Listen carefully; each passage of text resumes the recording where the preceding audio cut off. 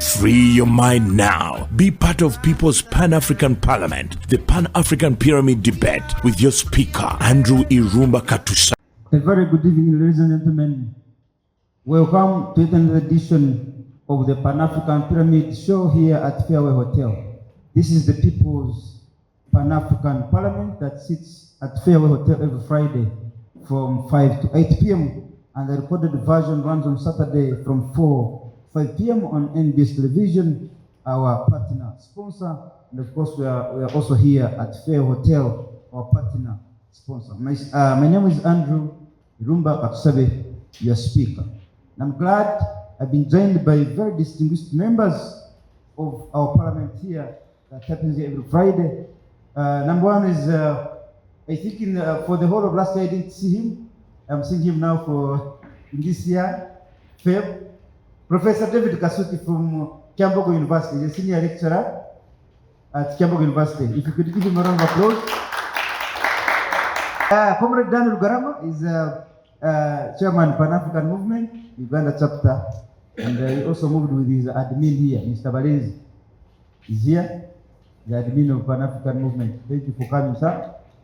Comrade Lissafri Thomas Mutatina is from France. He's a researcher and a freelance journalist. He was once a very powerful man in Jinja. He was representing the president of this Republic of Uganda. Comrade Eric Sapa, former RDC of Jinja City. He's here now. Anyway, comrade, the Southern African Development Community, SADC, call it SADC Mission, in the Democratic Republic of Congo was deployed on 15th December 2023, that is last year, in December, to support the government of the DRC to restore peace and security in eastern region of that country, it has actually witnessed an increase in conflict instead and instability caused by the resurgence of armed groups. So this group, when they went there, instead of solving a problem, I am now seeing they are accepting that actual problems are increasing. The deployment of SADC. The deployment of this very SADC was approved by the extraordinary SADC summit of the heads of state and government held in Windhoek, Republic of Namibia, on 8th May 2023 as a regional response to address the unstable and deteriorating security situation prevailing in the Eastern DRC. As part of the summit DRC, a SADC regional force from the republics of Malawi, South Africa, and the United Republic of Tanzania, and elements of the DRC armed forces are working with the Congolese army, the armies, the Republic Democratic, the Congo, FADC, in fighting armed groups operating in the eastern part of DRC.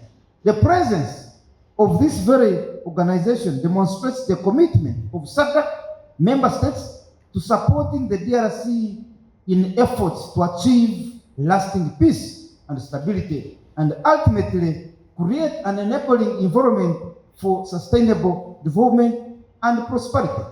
The deployment of some DRC is in accordance with the principle of collective self-defense and collective action outlined in the SADC Mutual Defense Pact 2003. The pact emphasizes that any armed attack perpetrated against one of the state's parties shall be considered a threat to regional peace and security and shall be met with immediate collective action. The first commander for the SAM DRC is Major General Monwabisi Diakopu from the Republic of South Africa. Ladies and gentlemen, we saw when SADC was coming in, the East African regional forces were actually leaving the place. But you could say this is more a homegrown army, and they are fighting a more homegrown problem, East African standby force. Now, they failed, let's say, and they left. Now, SADC from West Africa is coming in. do you see a possibility of SADC deployment in Eastern Congo really succeeding where the EAC troops fail? If they fail and SADC is to succeed, what are the reasons? Why did EAC fail where SADC is probably going to succeed, if it may? What is the reason? Do you say that the EAC soldiers, the East African Standby Force soldiers collected from the East African member states are less trained than the West Africans? Are there some problems that are within? Like when you see the problem between Rwanda and Burundi, could those problems make part of the reasons as to why the EAC would fail? Because some of these, the EAC leaders, some of them are not seeing eye to eye. Could all those issues contribute to the failure of EAC where SADC is going to succeed? I am saying it's going to succeed because I'm a Pan-African. We are always hopeful. And I hope Comrade Rugarama will agree with me here. So let us assume that they are going to succeed. What are those challenges that you think could have led to the failure of EAC, and therefore SADC has catered for those challenges and they are able to peruse through these challenges and actually produce finally a product in Congo called peace? Because that's the ultimate product we are looking at in Congo.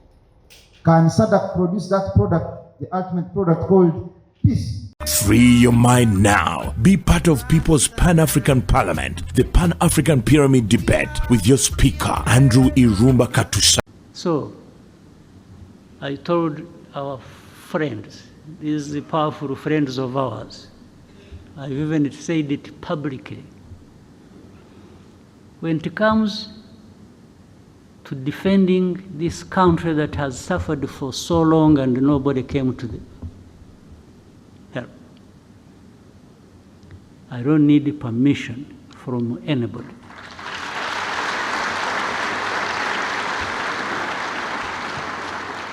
To do what we have to do to protect ourselves. I have said it in broad daylight. I have said it to those who matter in this problem. And that's what is going to happen. You go home, sleep, don't do anything. There will be nothing crossing these borders of this small country of ours. If anybody attempts,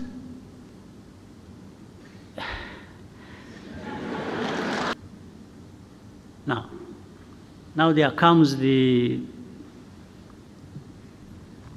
Eastern Congo conflict as such. One,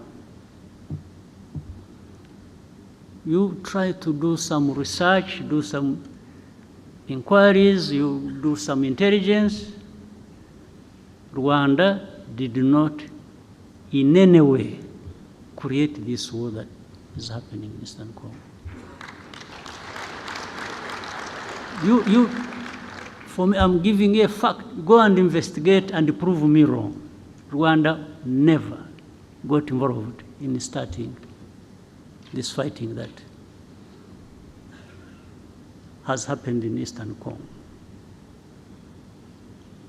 But with time, there has been an effort to actually make it our war.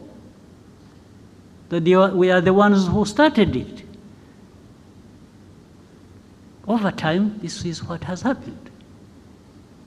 Maybe somebody thought they were being smart, and they thought that was the way to end the M23 problem, which was there in 2012,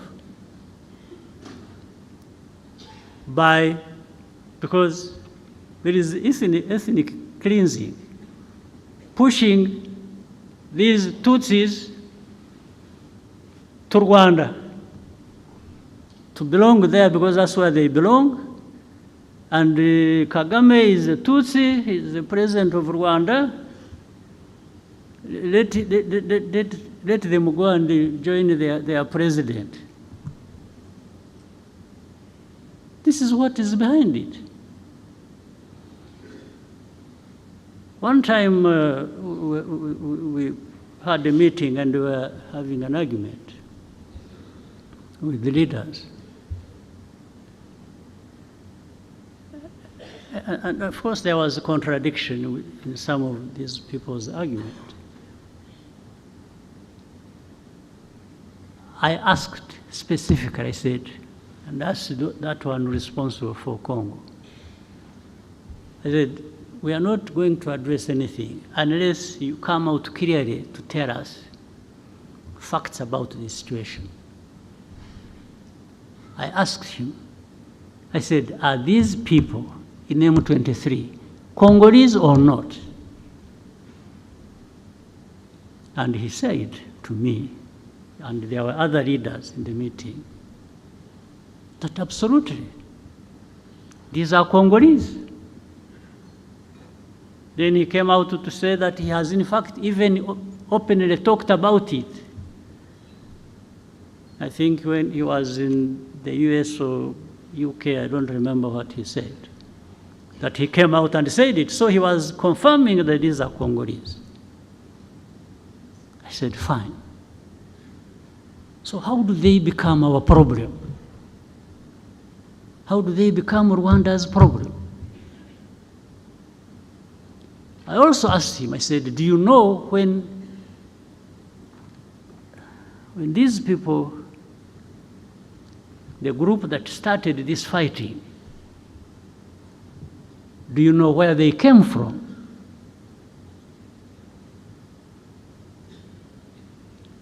In fact, before he answered, the president of the country where they came from is the one who said it. He said, yeah, no, actually they came from, this man refused to solve their problems, and they decided to cross the border and go back where they belong.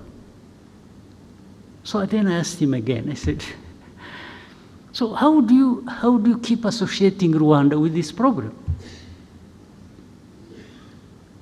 I even asked him, I said, why did you the other day bomb our territory? Because they had been sharing with artillery, heavy artillery across the border onto our territory in Kinigi. There are people here who know it. I said, why? What are you doing? What do you want? And he just said, no, but this, they should go back. I said, go back where? Those who came here, they were about between 500 and 600 when they ran away on 2013. There are those who crossed and came here, about between 500 and 600 fighters with their arms. What we did, we put them in a camp in what is this, former Kibungo, Ngoma areas. That's why we put them as refugees. And we removed the arms, actually handed back the arms to government in Kinshasa. This they know, they can't even deny. Free your mind now. Be part of People's Pan-African Parliament, the Pan-African Pyramid Debate with your speaker, Andrew Irumba Katusa. So here we go, in simple terms, SADC deployment in Eastern Congo. Will it succeed where EAC failed? Free your mind now. Be part of People's Pan-African Parliament, the Pan-African Pyramid Debate with your speaker, Andrew Irumba Katusa. When we think of the east of Congo, I think the first feelings that comes is a feeling of sadness. We're speaking first of, before we start speaking of South African army or Malawian army or Rwandan's army or rebels. We speak first of 5.5 million people that have been displaced. 5.5 million people, this is more than in a country like Eswatini, this is more than a country like Lesotho, this is more like a lot of countries that we all know. So this is a huge amount of people that right now are displaced. And when we have those conversations, we're not only speaking of politics and geopolitics, we speak first of those people that right now do not sleep where they come from, where they're born, because they've been pushed out, they've been kicked out, right? What's happening also in the east of Congo today, we're not really going to engage with that questions, but I want everyone to remind and to keep in mind that the amount of minerals available in that region of the world and the need for many, many economic forces to get those minerals out so they develop their very own businesses, right? We're thinking of the business of battery for Tesla, for instance. We're speaking of the business of micro cards and micro that they use in computers and new cars. All of those minerals, a lot of those minerals are from the continent and especially from the south of Congo and the east of Congo, and all of what we're going to talk about today cannot be thought without this background. Okay, so we have to be clear.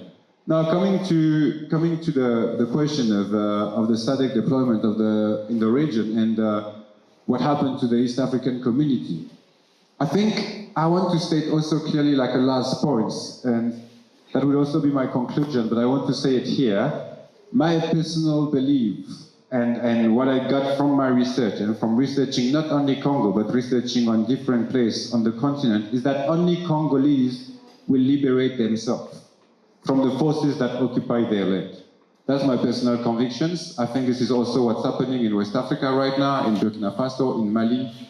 People are tired of foreign armies. They want to liberate themselves. And the best result, the best military result that we have are always when the youth get involved, where the nations get together, and not when we receive foreign nations or foreign armies. So I personally do not believe that the end of the Congo crisis that have started since 1994 is going to be done and finished now with the SADC deployment in east of Congo.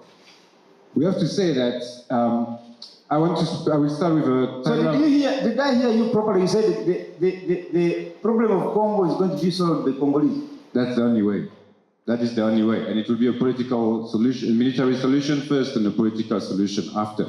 We cannot expect foreigners to come and sort out Congolese issues because that has happened since 1994 and so far no result. So therefore you don't think SADC is going to do any good? I will try to explain why. I don't think they're gonna do bad, but I think like until Congo mobilizes its own people, and if you know Congolese, you know they're tired of being occupied. Any Congolese in Uganda, that you're gonna meet in Uganda and Congo, wherever around the world, they will tell you that has to stop. And many Congolese are right now ready to fight. The problem is that they might not have the equipment, they might not be trained. But I want to come back with a timeline of the event. I will answer this presentation first with a strong timeline of the event, and asking ourselves why did East Africa fail, and then we will conclude by what can the SADC offer, right? And I will let everyone decide whatever they think is going to help the Congolese and help the situations. When we go on the timeline of event, as I said in my introduction already, like where do we start? Where do we start with this problem? Do we start with Belgian colonialism that established those borders? Do we start with the genocide in 1994 that pushed millions of people around? Or do we even start in the 20th century where thousands of Tutsi moved around with their cars between Congo, Ituri, Kivu, and all those places? It's quite difficult to pinpoint where do we start to understand this problem, right? So I want to start with only last year. Last year, a bit less than last year, April 2023, people were trying to reach a political agreement. And if we are here today, it's because they failed. The political agreement has failed. The agreement of peace talk in Nairobi, peace talk in Rwanda, same months, both of them failed. And they failed exactly because of what we saw on the show just before. They failed because Kagame is not about to give up. Kagame is here to stay, and it seems like he is not about to give up to support the M23. So when we think of this, we have to remember that this is really clear for a lot of people, and including the president of Congo right now, Felix Tshisekedi, right? Tshisekedi in December was being re-elected. And his re-election is highly important here because many Congolese believe that the East African community was not fighting M23 on purpose. Whatever they were right or wrong, it's not for us to decide. But what is clear is that the M23 didn't get weakened by the situation. The M23 wasn't like slowing down. It has in 2013, that was like already 11 years ago, and the MONUSCO was fighting properly, and then he pushed them and Kagame to go on political talk and to impose a solution. Right now, if there's no political talk, it's because the movement is really strong, military talking. He's handling the situations. He's not scared. And what we see, and what we're going to see just after, is that this situation has created like a vacuum of power. The East African troops have left, and the Southern African troops, but mainly with South Africans leading the talk, have not fully yet to come. And so what it does is it shows that the M23 is really strong on the ground. And as we speak, if there's no political solution, it's only because the M23 is really strong on the ground. Then what did the East Africa decided to come to that situation 1 year ago? It decided to come to the situation because it opened Congo and DRC to East African community. So the conversation was about making sure that DRC entered the East African community, and in exchange of that, the East African will send their army and sort out the problem of the East, right? That's what was the agreement at the time. It never happened because basically the Kenyan forces were never really keen to fight, and they were, most of the contingents were Kenyans, and the leadership was Kenyan here. And at the end of the day, they were not so keen to fight. They were not so interested into fighting. They were more interested into pushing the M23 outside of certain like big populated area, and they were not proper fight. And that has been reported by many Congolese. Congolese saw that. Congolese saw that the East African soldiers were staying on their heels. They were monitoring the situations, probably doing a lot of intelligence work, but not sorting out the problems. So Felix Tshisekedi was in an election, and he decided, no, we need to make sure that this stops. That's why he called for the SADC people, and in the summit of Windhoek that you spoke about. The South African troops arrived towards January. They came with Tanzanian troops and with Malawian troops, right? So we're speaking of 5,000 soldiers from South Africa, Tanzania, Malawi, $500 million of budget, $554 million of budget. And we will remember that numbers because this is key. Who is going to pay for that? That is a big question unanswered right now. SADC has 16 members. Only 3 army decide to join.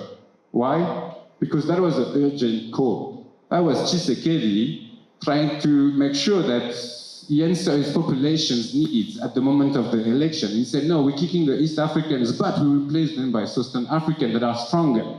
That's the message that the president has tried to pass to his people. Was it true? What do you think? Do you think South Africans are really stronger than Kenyan's army? Do you think the South African fighters are so highly trained that they can defeat people that are on the ground since 1994?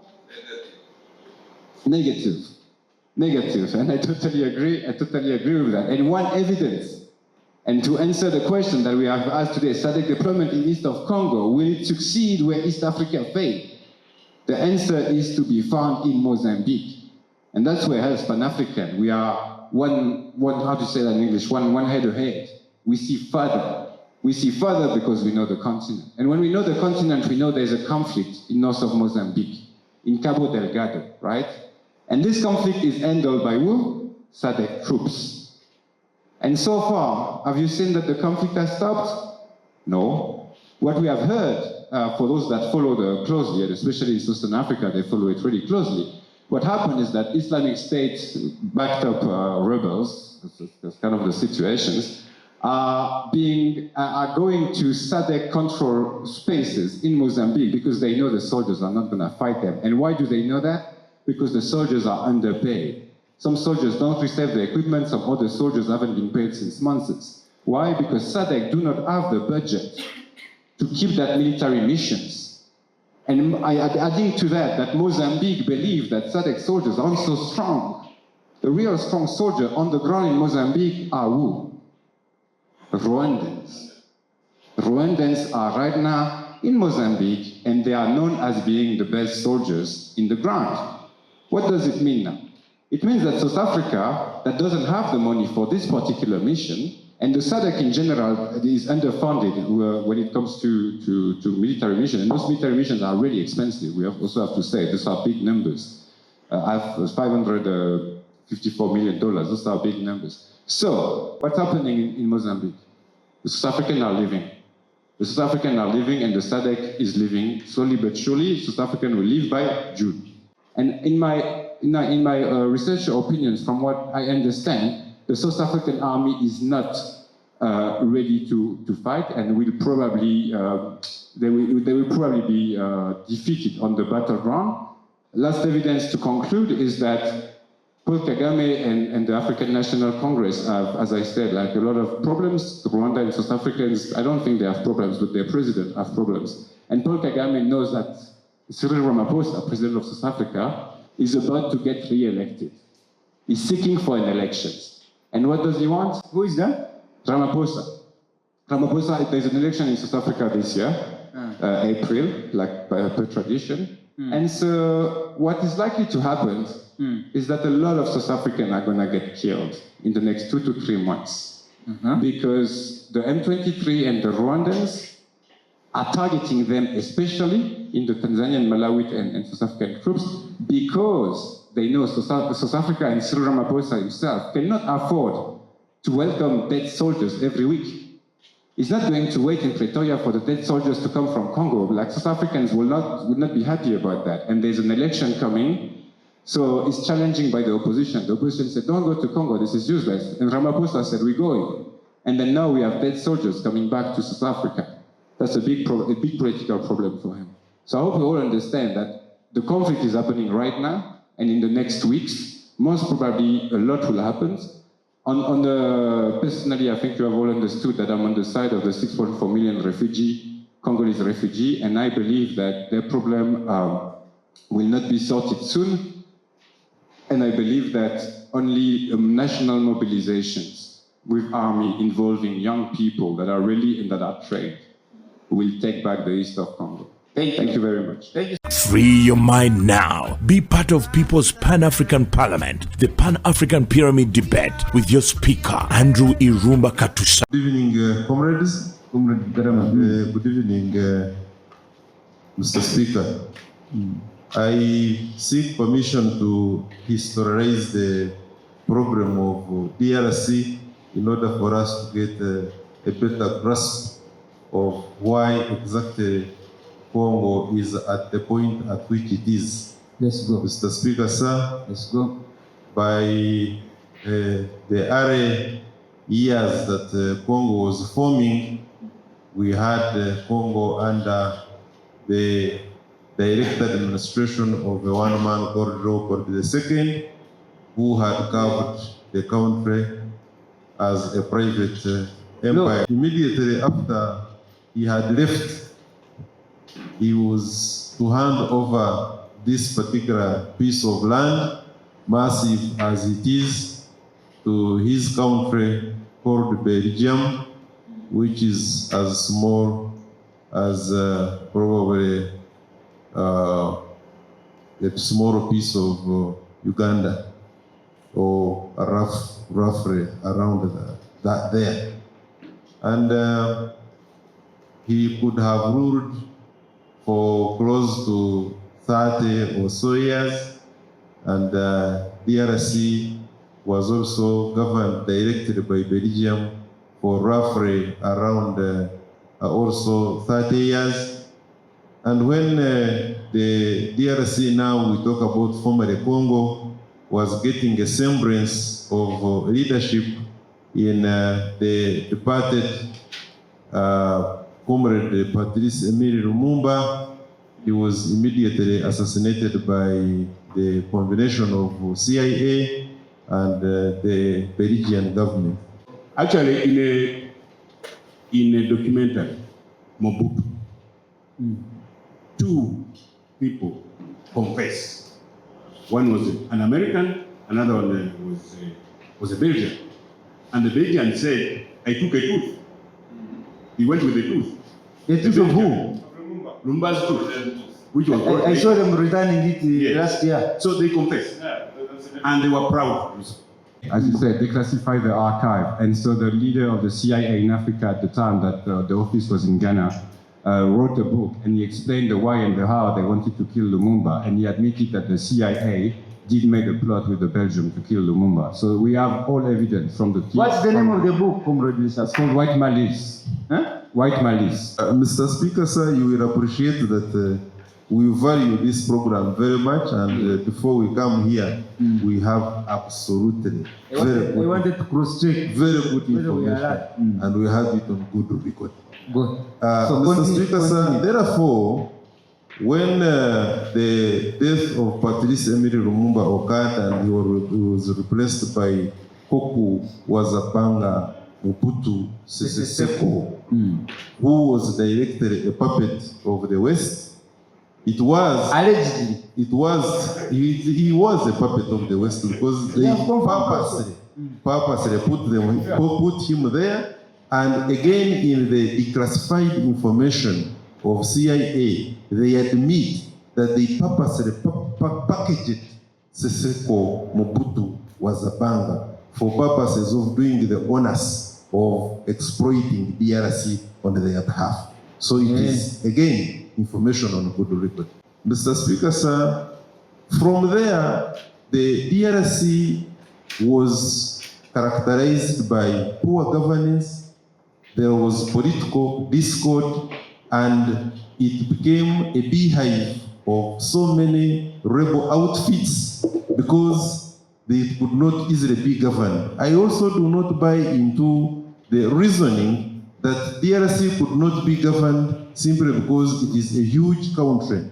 Mr. Speaker, sir, the fact that we had the poor political climate in DRC created a fertile climate for the rebel activities, who up to now, the numbers have been growing, including but not limited to M23 and FDR rebels. Why do I single out the two?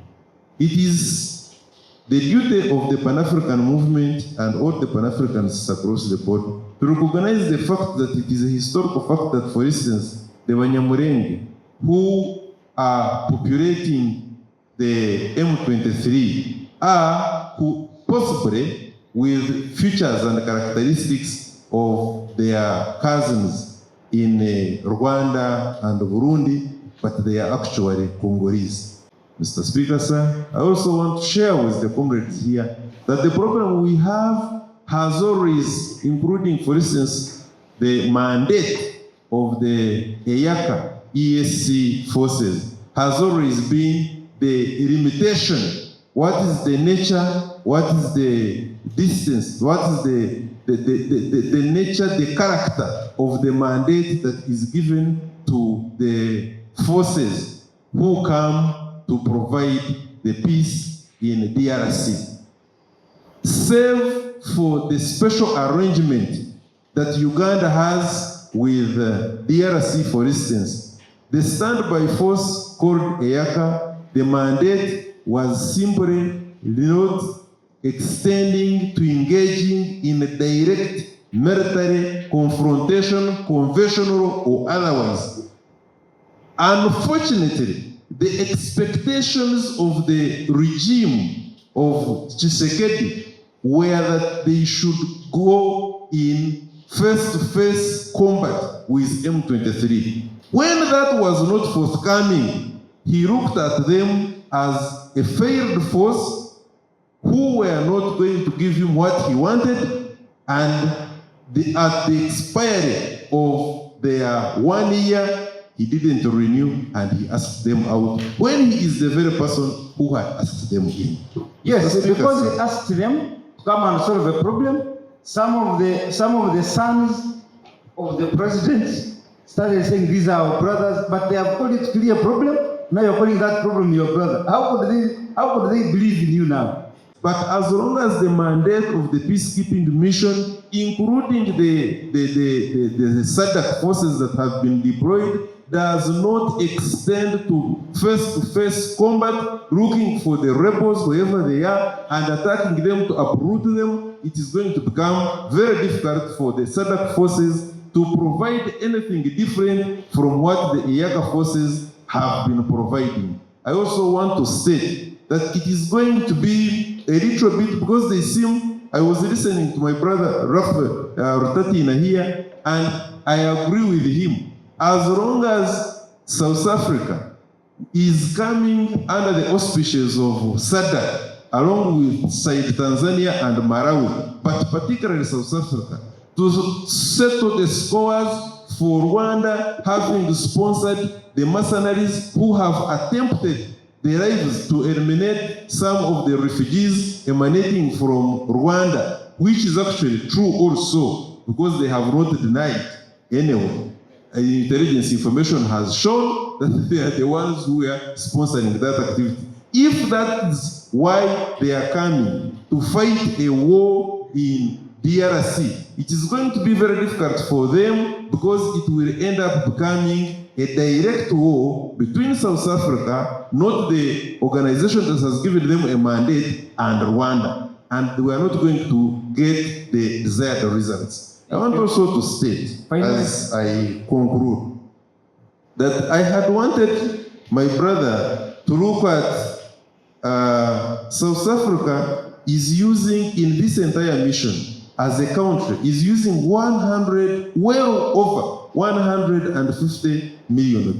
Yet, in the Republic of South Africa, we have got them behaving like Nigeria, using alternative energy in generators. All the cities, save for Pretoria, they have got generators running. Sometimes they run out of petrol or diesel, and the entire city, Johannesburg, is like on a fire brigade kind of mission.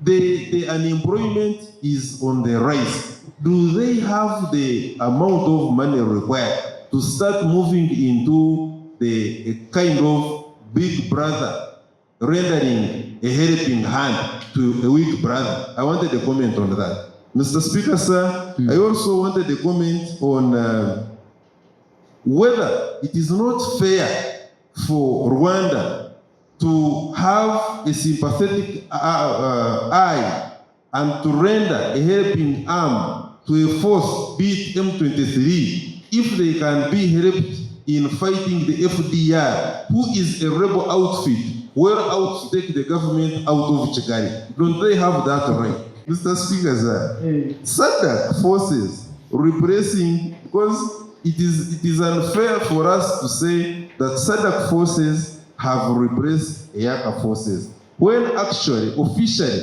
SADC forces are repressing the UN forces. Because consistently, Tshisekedi called for the elimination of UN forces, and we very well know that the mandate of EAC forces had lapsed, but for the UN, he called for their expulsion, and that's what happened, and he brought in the SADC forces. I thank you so much. Thank you so much. Free your mind now. Be part of People's Pan-African Parliament, the Pan-African Pyramid Debate, with your speaker, Andrew Irumba Katusa.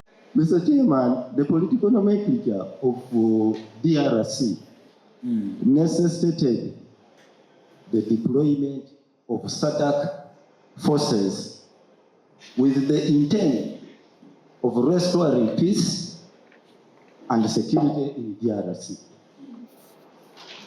We are very much aware that there has been increased conflicts and instability caused by the resurgence of armed groups and terrorists in the DRC. As you gave the introductory remarks when you are opening this debate, you indeed gave information that there was an extraordinary summit of heads of state and government held in Windhoek, Namibia, approved by SADC regional force from Malawi, South Africa, and Tanzania to work with FADC forces to fight armed groups operating in Eastern DRC. Now, the efforts of SADC purposely was to achieve lasting peace and stability, which in accordance with the SADC Mutual Defense Pact emphasizes what we call collective defense, self-defense. That is according to the pact. Now, why has East African Community Forces Standby force. East African Standby force. Yes. Has it performed to the expectations of the Congolese or not? Now, on several occasions, the East African Community Standby Force has taken over some areas previously occupied by M23. But it has so far failed to end the conflict. And we have seen massive demonstrations in towns like Goma, North Kivu, and other towns over the EAC deployment. But remember, there are UN forces that have stayed there for over 20 years, there.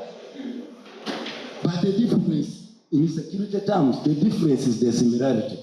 There's nothing that has changed, despite the fact that Over 35 years. yes, over 35. But the difference is the similarity. There's nothing that has changed. The UN forces are there. They have added on the East African Standby Force, but the war is still continuing. People are, the Congolese now took up arms and started demonstrating in towns in Goma. Killing has become a competitive activity. Human rights abuses, raping. See, so it is upon that the DRC has accused some of the neighboring countries for fueling the conflict. And mark you, some of the countries that are fueling the conflict constitute EAC standby force. Now you cannot blame a monkey. A monkey cannot play tricks on a baboon because they are all apes. They belong in the apes group. So if you are sending EAC standby force, yet they are part of the group that are causing conflict. They are part of the problem. They are part of the problem. They are, for them, their mission is not to maintain lasting peace and stability. Now, we are saying that some member states, the EAC, forming the EAC standby force, are accused of forming even militia groups. So I think the most important thing is that SADC, we want SADC to come in and probably also start where if EAC fail because of ABCD, let SADC to take over. Because it is well known that the countries of the EAC standby force that could have solved the problem is again has become part of the problem. And considering the geographical terrain of the country of DRC. So this is not likely to stop unless if the standby force, another standby force headed by SADC. Let us try this in South Africa. Because what I know is that in terms of the military might, I think SADC can do much more than EAC standby force. Thank you. Yes. Thank you, comrade. Free your mind now. Be part of People's Pan-African Parliament, the Pan-African Pyramid Debate with your... Mr. Speaker, about M23. They are accusing Kagame of aiding M23. What is M23? By the way, do we know the history of Congo? Do we? We don't. People are saying the conflict started in 94, 98. No, it started, I think what we are facing now started in 1961 when they killed Lumumba. who was popular and was capable of galvanizing all the Congolese into one body and develop Congo. Unfortunately for him, he was emotional. That's the trouble with young people. He was 30, something like that. He was emotional. He didn't understand the challenges he had. So he easily handed himself over to the enemy. He was warned and even escaped. But because he was popular, he went holding rallies everywhere. Rallies. So they chased him and captured him.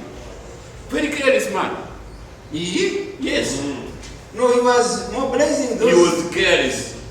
You see, the president said one time when he was accused of taking his daughter to Germany, he said, how can I donate myself, my children to my enemies? No.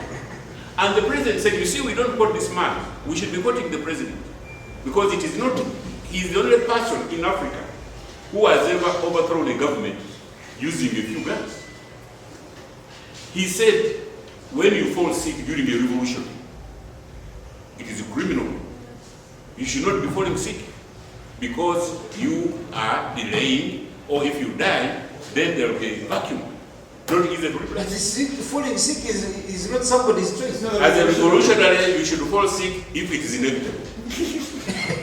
But you should not fall sick. You are in the forest, mosquitoes feasting on you. Find a way. You should not.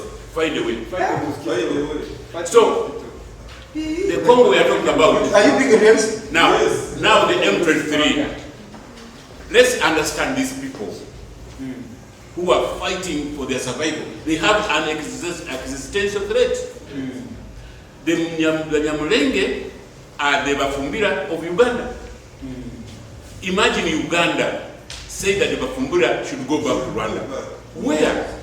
That's their home. The Banyamulenge, in fact, Rwanda was a big country, kingdom, I think. But when the colonialists were making borders, they were powerful. They had the brains. For us, we were just there dancing, jumping with whatever, not knowing the challenges that was coming. They cut a piece of Rwanda and put it in Congo, the Banyamulenge. Even Bunyoro lost the Balega. The Balega, that is Bunyoro. Actually, Kabalega was a child of a Mulega woman. And that was Bunyoro, yes. The Balega and the Barusu. The Balega, the Hema, that was Bunyoro. Yes. We don't know our history. So the Banyamulenge are Banyarwanda occupying their land, their ancestral land, which is part of Congo. However, Tshisekedi, who was brought up in Belgium, who I doubt whether even knows the border between Uganda and the Congo, his objective is to throw them away. His objective, so the victory, Mr. Chairman, is throwing the Banyamulenge away from Congo into Rwanda. That's impossible. That's unacceptable. Nobody can accept that.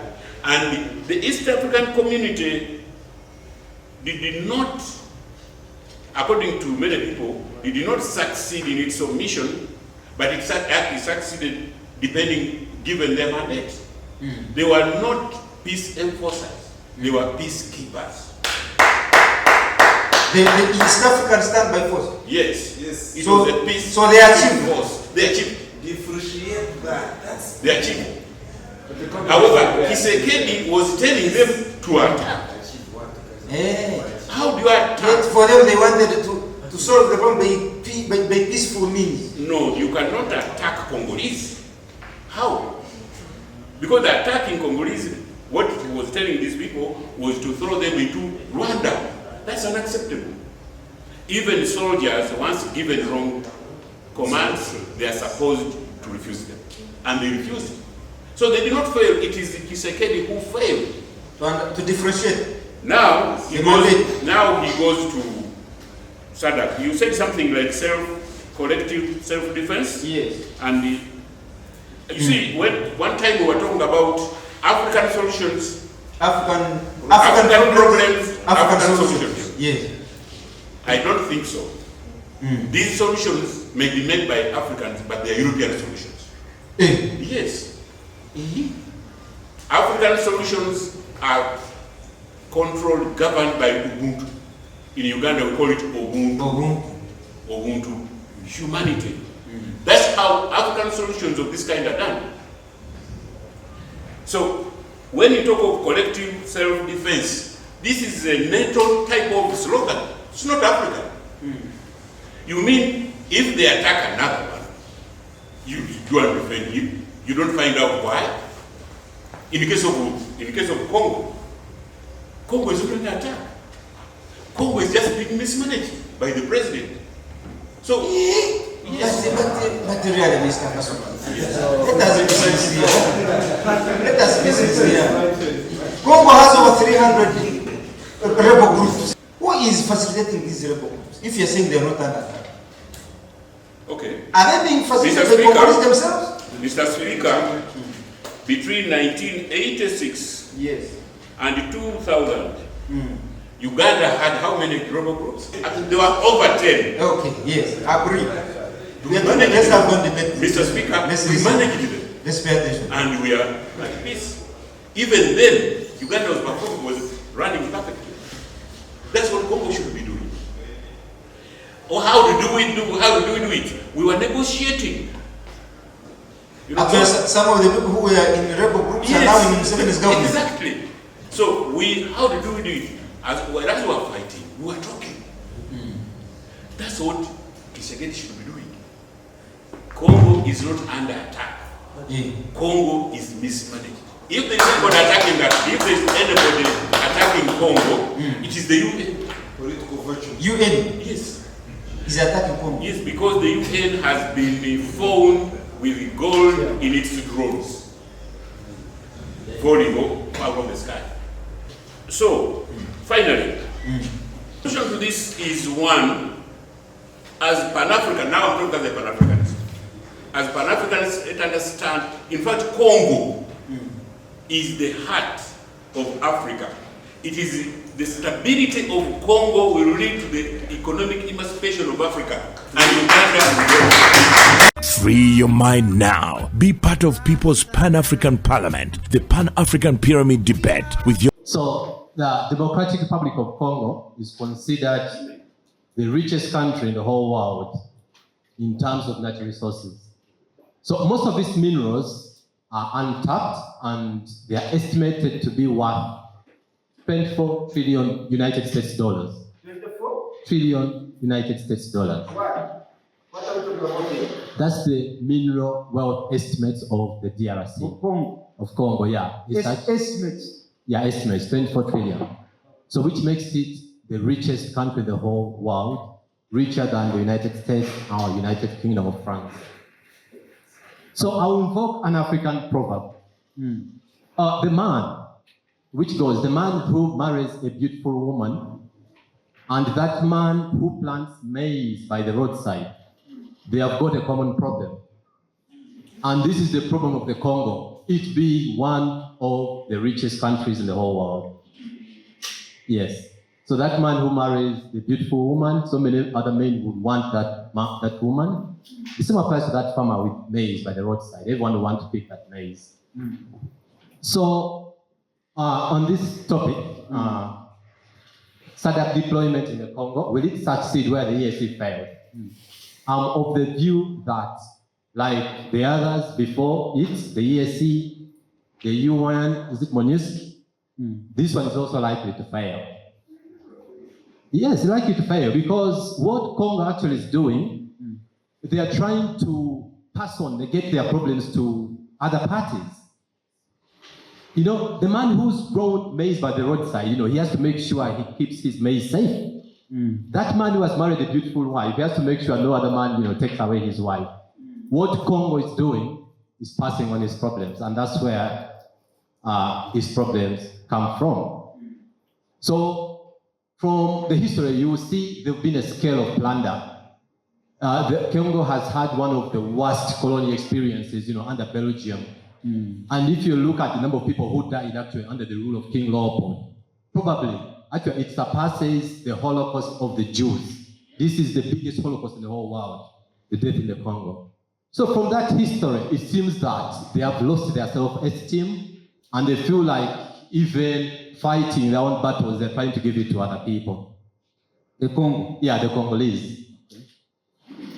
So what happened recently with them asking the SADC to come, you know, rebels, I think from the eastern side, they are trying to take over that side of Goma, the border city of Goma. They are trying to take it, so that's why they called them in. They called in the SADC, sorry. So with that hindsight, the previous speaker, Professor Isaac Kassote, actually he said he wishes actually President Museveni was the Congolese president. It wasn't me. Oh. It was the Congolese students who ran me. I said, wish Museveni was Congolese. And I think they are right. Because look at Museveni when he saw things were wrong in his country. He created a ragtag group of people, a rebel group. He claims with 27 men, they picked up arms and tried to right their country. So all odds were against them, the NRA. You know, they had the British against them, they had so many things against them, but they triumphed. Another example the Congolese could learn is the Rwandese. When the current president, is it the PRA, whatever, when that rebel group in Rwanda under Kagame and Rijema picked up arms. So they also had odds against them. So I think they only had Uganda as a comrade. All the other people were against them. They had a big imperial power against them as well, France. So these are lessons the DRC should take. So of course, when you see the M23 rebels, we all know as Pan-Africans, there is always someone else fanning the flames. And because of that wealth, over 24 trillion US dollars, everyone wants to pick a piece of that. And some of these vested interests are the ones who are behind the DRC. So Patrice Lumumba, the founding president, had a big vision for Congo.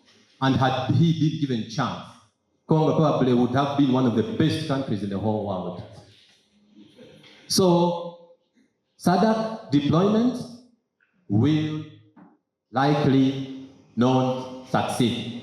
However, it can if the solutions are vested as Africans and also as when Africa unites as to the aspirations of the African Union. The former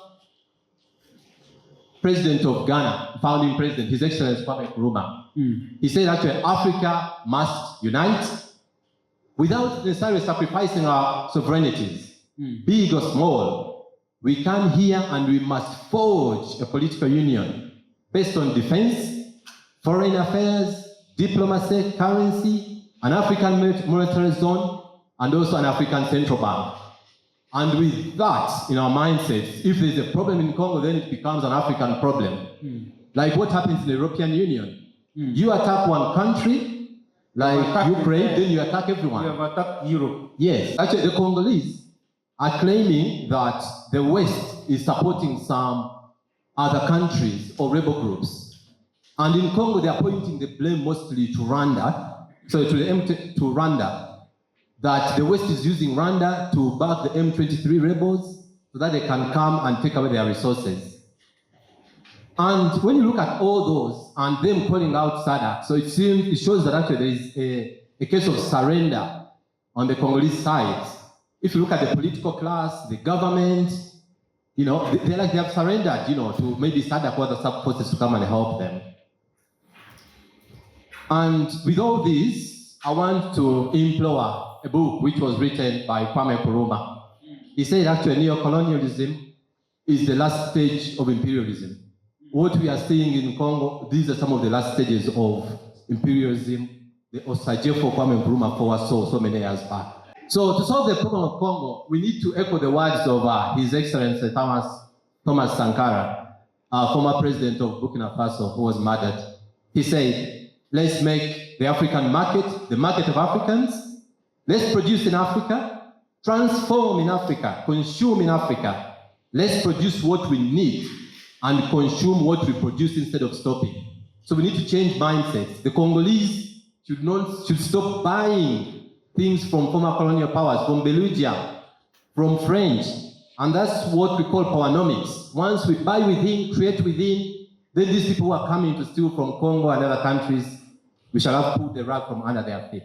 Thank you. Thank you. Free your mind now. Be part of People's Pan-African Parliament. I can first agree that it is very impressive to see how do other people think about the conflict happening in Eastern Congo, and how do you think of Congolese people.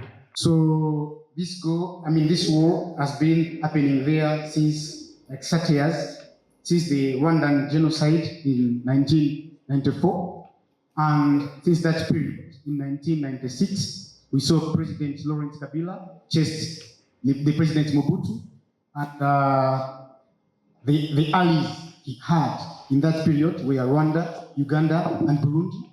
So he actually broke their alliance, and it turned out into the war we know today. The fact is what the Congolese people see when it's about that war. The Congolese people see over 10 million of people killed. That's what they see. They see 7 million of people displaced. They see millions of women and girls raped. They see war going where you see your brother and your sister killed and you have nothing to do. People are really traumatized. That's what they see. And the fact is, intervention of foreign armies have been happening during all those years. Peace agreement, actually, it's like a cycle of violence. It's like today you have been the oppressed.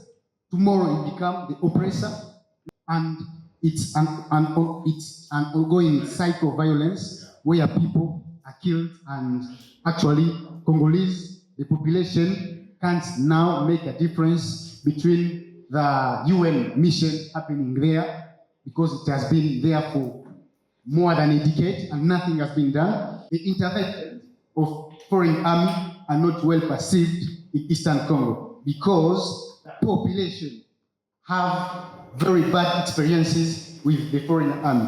Let me say, I remember Professor was talking about Uganda. I remember in 1999, the Ugandan army and the Rwandan army, they fought on the Congolese land in Kisangani, and people were killed. And those are memories we have about foreign army. I'm sure you also have memories of some soldiers in Uganda who stole your timbers. As you went up. All those are situations. In conclusion. Yeah. So in conclusion, actually maybe you are talking about the East African region, East African Community Regional Force, what they did, what can SADC do may be different to make sure their mission is a success. So what I think, I remember in 2012, when the M23 took Goma, at that period I was still in Goma, and there was a brigade, we were calling it the Brigade d'Intervention. There was a force, a regional force composed by Tanzanian army, the Malawi, and I think the South African with Congolese army. So they fought the M23. It was not about keeping peace, but it was about intervening in the war. It was an offensive mission. So they fought the M23. Yeah, they fought the M23 along. Aside to the Congolese army, and I remember it was an offensive of around 2 weeks, and the M23 movement actually ran away from the Congolese territory in 2012, in that period. So 9 years ago, this movement today, the M23 we know, was no longer, okay, it was not an acting military movement. Military, the movement was let me say, defeated, eliminated, something like that.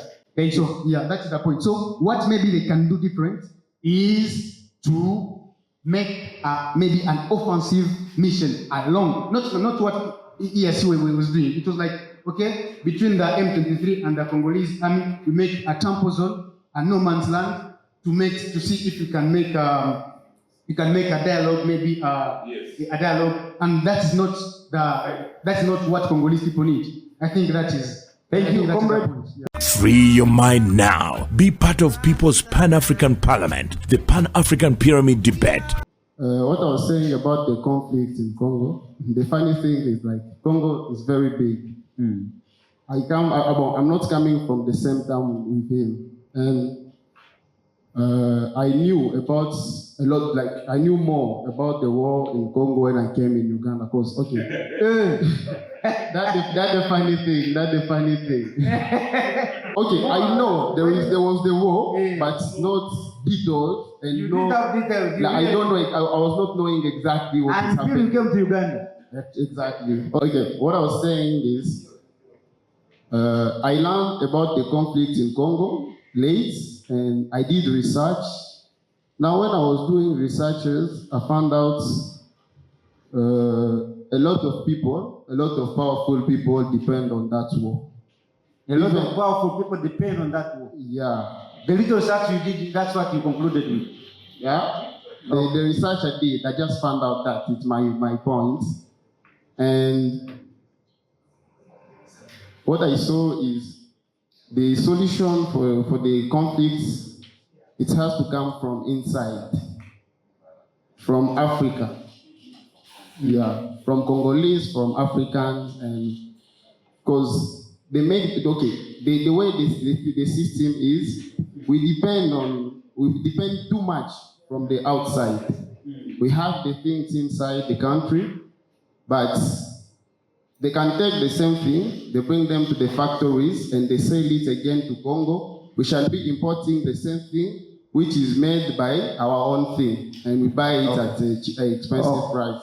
Okay, thank you, comrade. Free your mind now. Be part of People's Pan-African Parliament, the Pan-African Pyramid Debate with your... A lot has been said. I tried making my research. I've learned a lot from the speakers that were on the podium earlier. I think what we come here to discuss about SADC has very, very little impact. What we can do about, as Pan-Africanists, is indoctrinate our young people with Pan-Africanism. Indoctrinate people. I had someone say that you cannot, tell people who are in Congo right now, who are, let's say, probably have their roots in Rwanda, to go back right now because they know Congo as home. What we need to understand is that they say unless we develop a central nervous system, we are going nowhere. If I can't feel someone's pain who is in Congo, there's nothing I can do about it. What are we doing? So we have young children who are being indoctrinated. These are children who are joining the army. These rebel groups are going to stay there for a time that we can't even talk about. Talking about the wars being there for decades. So what are Pan-Africanists doing? Okay. Indoctrinate the people with the values that you want them to learn. Otherwise, these wars are going to continue cropping up, and then there will be nothing that people can do about it. Thank you, Akelo. Free your mind now. Be part of People's Pan-African Parliament, the Pan-African Pyramid Debate with your... Thank you so much, comrades. I want to say thank you for being part of this debate every other Friday. You can follow this debate from 4 to 5 and also on our online YouTube channels, the Spy Uganda and the Pan-African Pyramid. My name is Andrew Lumba Katusave. I sign up. Free your mind now. Be part of People's Pan-African Parliament, the Pan-African Pyramid Debate with your...